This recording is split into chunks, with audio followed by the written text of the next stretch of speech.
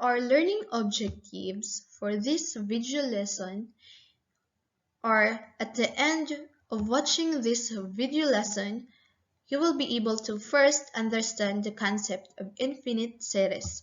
And the second one, you will be able to solve the partial sum of infinite series. And let's have the definition of infinite series. Let a sub n be in a given sequence, then an expression of the form a sub 1 plus a sub 2 plus a sub 3 plus a sub n plus so on is called an infinite series. So we can say that an infinite series is given by all the terms of infinite sequence and is, by the use of this sigma symbol, the infinite series is denoted by summation of a sub n. I included here also the terms of series. These are a sub 1, a sub 2, a sub 3 to a sub n are called the first, second, third, and terms of the infinite series. I have also here included a general term for series, which is the a sub n. We have to note that infinite series are built upon infinite sequences. For example, if we have e sub n, which is equal to n over n plus 1, it will have an infinite sequence of 1/2, 2 over 3, 3 over 4, 4 over 5, and so on. So our infinite series would be the summation of this infinite sequence. It would have an infinite series of 1/2 plus 2/3 plus 3 over 4 plus 4 over 5 plus so on.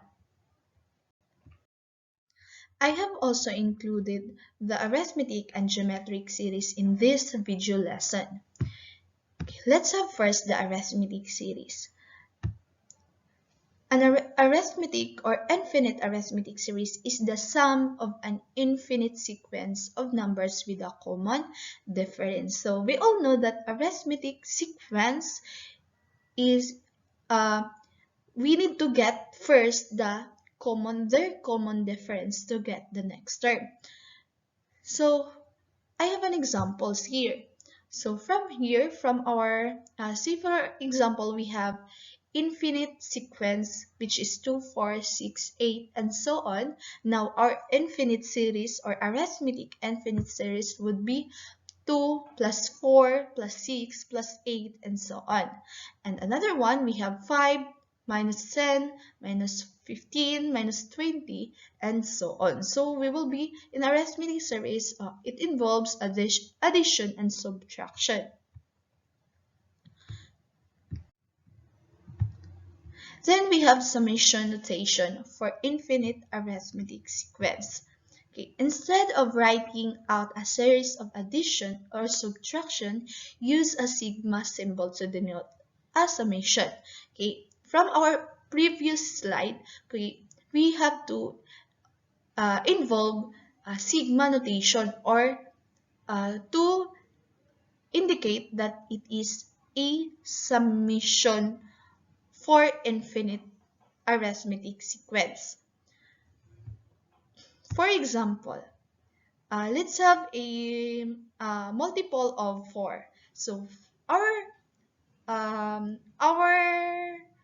summation notation for infinite arithmetic sequence would be summation of 4n, where our n is from 2 to infinity.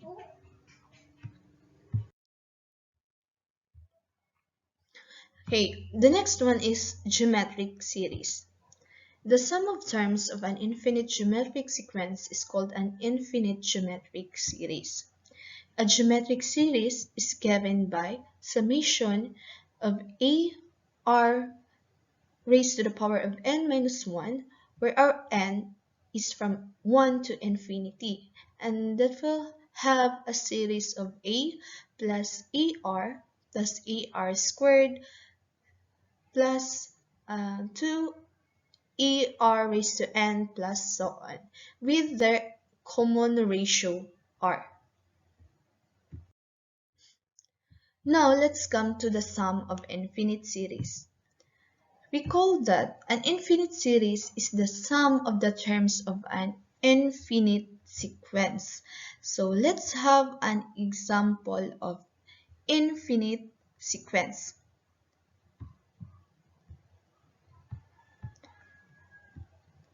Okay, 1 over 2 raised to the power of k, where our k is from 1 to infinity.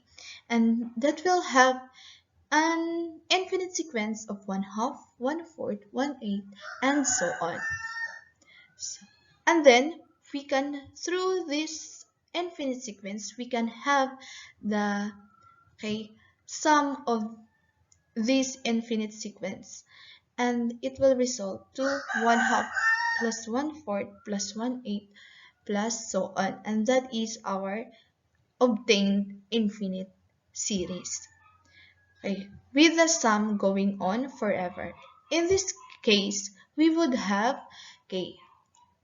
by using the sigma notation, we have summation of 1 over 2 raised to the power of k, where our k is from 1 to infinity, and that will have an infinite series of 1/2 plus 1/4 plus 1 over 8 plus so on.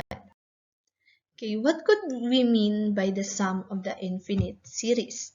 Okay, let's have an example. Okay, we will going to use our previous example. The infinite series of 1/2 plus 1/4 plus 1/8 plus so on. Okay, what could be the sum of this? Let us try adding up the first few terms and see what happens. If we have the first term, which is 1/2, plus the second term, which is 1/4, the result is 3 over 4. Then adding up the first three terms, we have 1/2 plus 1/4 plus 1/8 equals 7 over 8.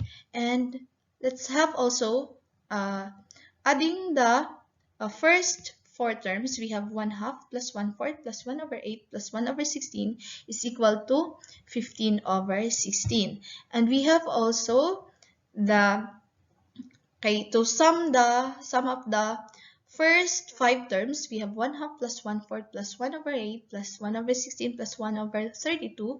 The result is 31 over 32. And these sums of the first terms of the series are called partial sums. Okay, if we write down the partial sums from our example, we have 1/2 as our first partial sum.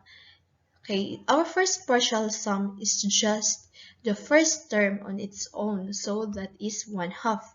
Then the second partial sum is the sum of the first two terms, which is 3 over 4. And the third partial sum is just the sum of the first three terms, which is 7 over 8, and so on. The end term of the sequence is the end partial sum. We can see that the partial sums here form a sequence that has limit 1.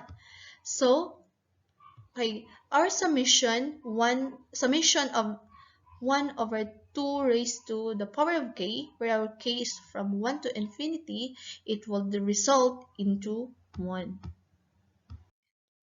And from that, in general, we say that an infinite series has a sum if the partial sums form a sequence that has a real limit. If we have a series, summation of a sub k, where our k is from 1 to infinity, that would give us a series of a sub 1 plus a sub 2 plus a sub 3 plus a sub 4 plus so on. Then it has a sum if the sequence of partial sums, we have a sub 1, then a sub 1 plus a sub 2, then we have a sub 1 plus a sub 2 plus a sub 3, and so on, has a limit.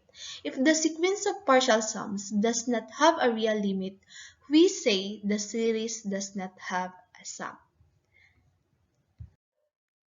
Okay, to fully understand the sum of the sequence of the partial sums, Let's have this example. Infinite series that has a sum. Let's try an example of infinite series that has a sum. It's a summation of 1 over k times k plus 1, where our k is from 1 to infinity, and it will give us an infinite series of 1 half plus 1 over 6 plus 1 over 12 plus 1 over 20 plus so on. For this particular series, the best way to do this is to split each individual term into two parts. Let's have from 1 over k times k plus 1, it would turn into k plus 1 minus k over k times k plus 1. That is equal to k plus 1. It will give us k plus 1 over k times k plus 1 minus k over k times k plus 1. And that is equal to 1 over k minus 1 over k plus 1.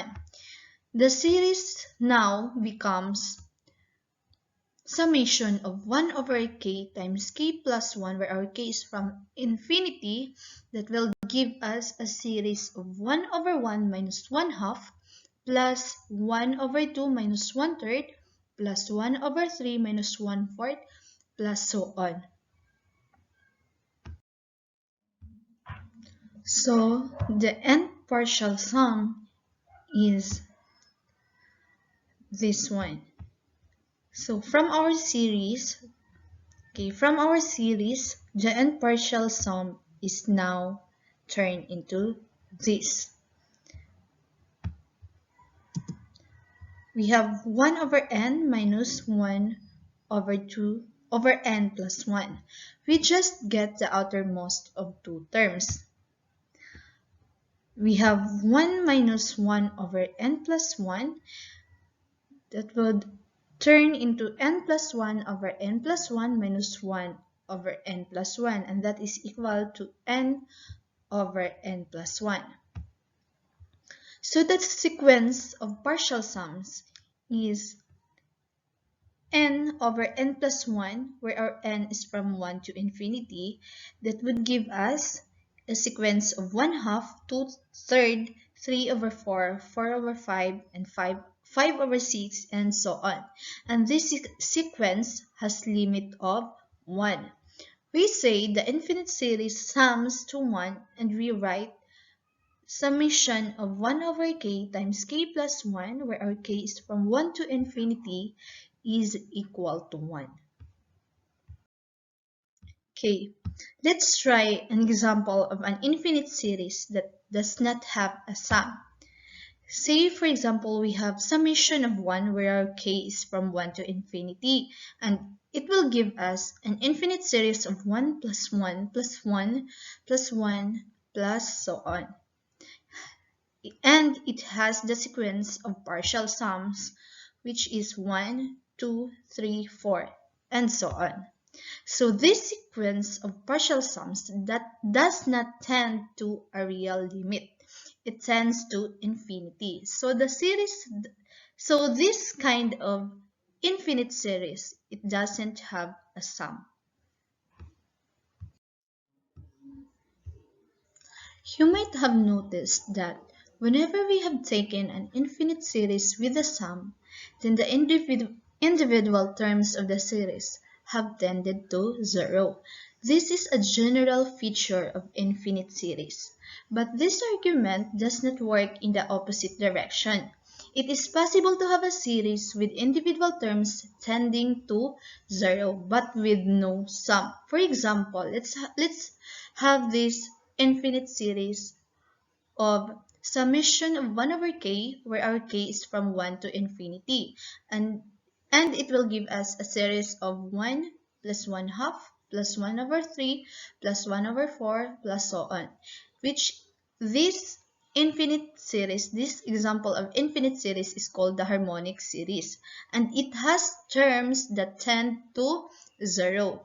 But the sequence of partial sums for this series tends to infinity. So this series, we can say that this series does not have a sum.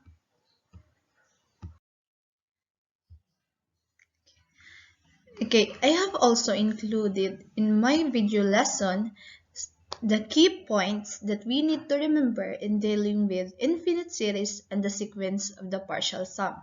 First, the n partial sum of series is the sum of the first n terms. Then remember that the sequence of partial sums of a series sometimes tends to a real limit. If this happens, we say that this limit is the sum of the series. If not, we say that the series has no sum. And lastly, a series can have a sum only if the individual terms tend to 0. But there are some series with individual terms tending to 0 that do not have sums. And lastly, I included here in my video lesson the references that I used in making this video lesson about infinite series and the sequence of partial sum. And I think that's all. And thank you. God bless everyone.